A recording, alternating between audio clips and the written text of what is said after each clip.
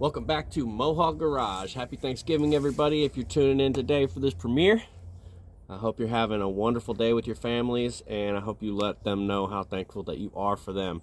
If you're watching this afterwards, then I'm glad you're here too.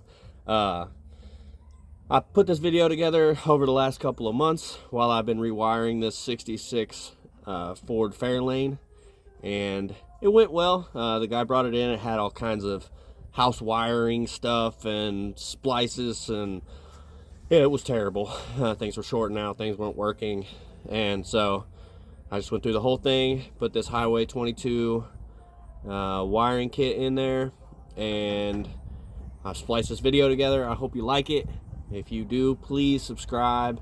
I'm trying to do bigger and better things, and I can do it with your help. And this is what it looks like when it's finished up.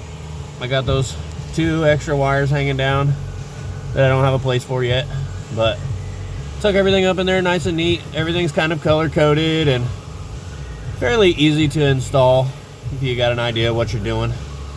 I got the fuse box all mounted up in there. This is a shot from the middle of the project. As you can see, it always looks really rough in the middle. Got wires running from everywhere to everywhere. Here I made a nice loom across the top of the dash, and got everything routed down to the fuse panel.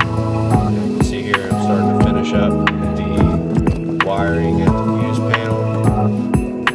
We'll leave all those long until you're ready to finish everything, and then cut them to fit, strip them back about a 1/4 to 3/8 of an inch. I usually go a little bit further because you don't want to pinch down on the casing of the wire when you go to screw these screws in. You really want them to get onto the wire itself.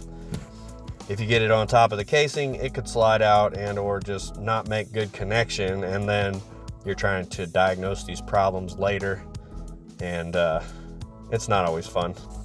This kit comes from American Autowire, and it's called a Highway 22 kit. It's a universal wiring kit with 22 circuits on it. It's also got built-in LED flasher for the turn signals in case you want to upgrade to LED bulbs.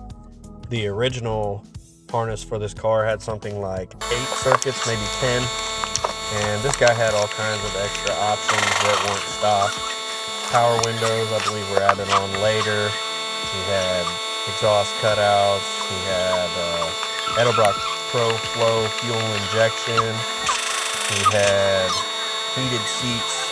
He had power seats he wanted to wire up for. Just a lot of extras. Okay, so believe it or not, it's really hard to film this. So I did my best.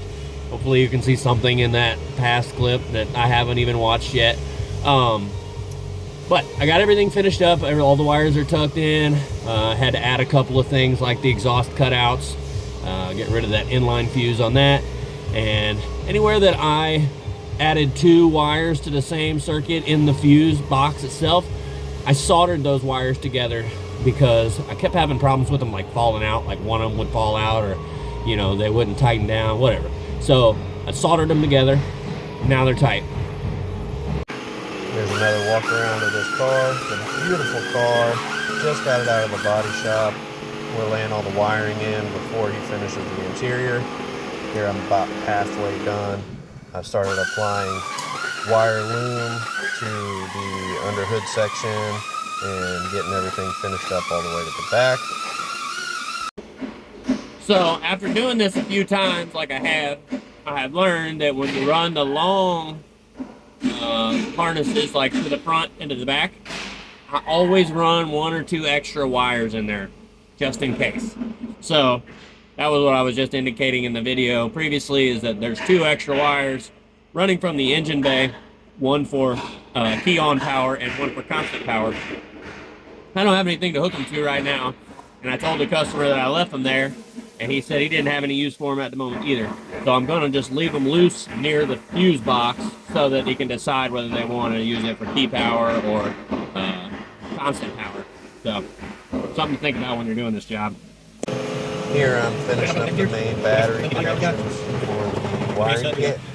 They have 2 75 amp maxi fuses here in line. I run the battery to one side of them, and then I run the charging system on the always hot side.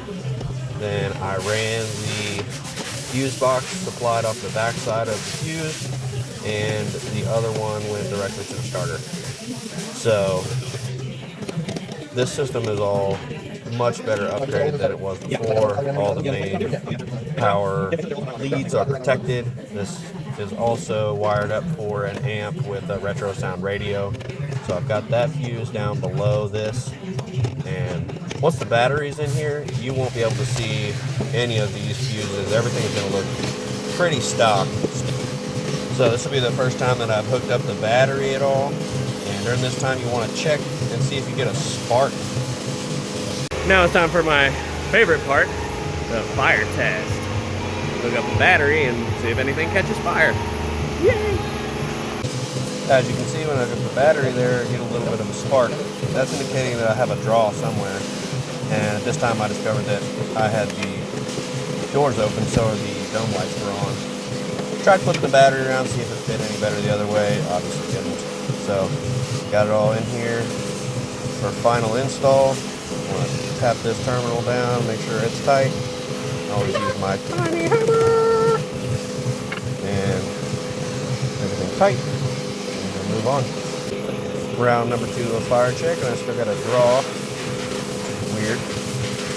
So I went and looked back over everything. It turned out that the dome light circuit was causing my issue. Alright, now I want to show you how I make wires come out of the side of a loom while I'm making my cleanup pass on the loom here. So what I'm going to do is I got a wire that needs to come out of the bottom here. So I'm going to, I like that the whole harness is rolled over this way already. So I'm going to bring the part that you don't see back here, even with the wire. And I'm going to cut the loom halfway through. Okay? And I'm tucking around all the rest of the wires that are going straight.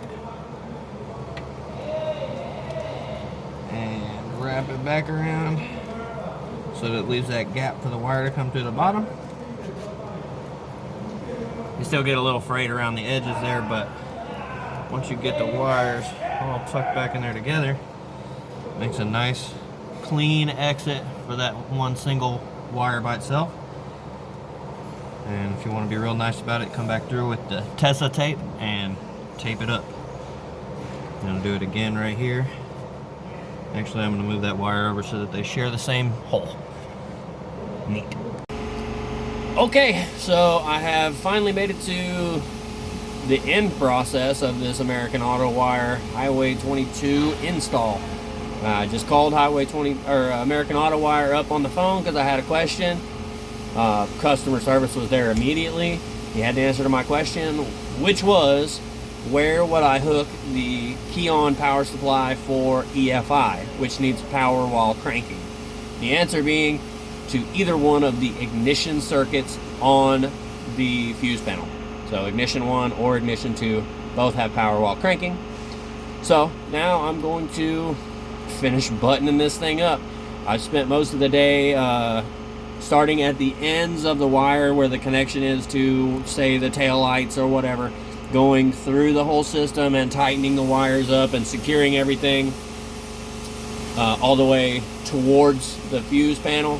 I left those wires extra long so that I can route them around the fuse panel, make them look nice, and make sure everything is secure and has clearance so it doesn't get chafed or cut or anything. So probably going to be hard to capture this on video, but I'm going to try. If you've watched this far, I appreciate you watching. Please click that like, subscribe, turn on your notifications. I'm posting all kinds of stuff that may not fall into your normal category of stuff that you watch, but may still be interesting to you. So give me a follow and subscribe and see what happens next. You never know with me. You just never know. And here's the finished product. Got all the wires neatly wired and finished up into the fuse panel here. and everything is tested and nothing caught fire. So it was a great install overall. I love this kit. I've installed a few of them before, and they're very user friendly, and the customer service is great. So definitely recommend.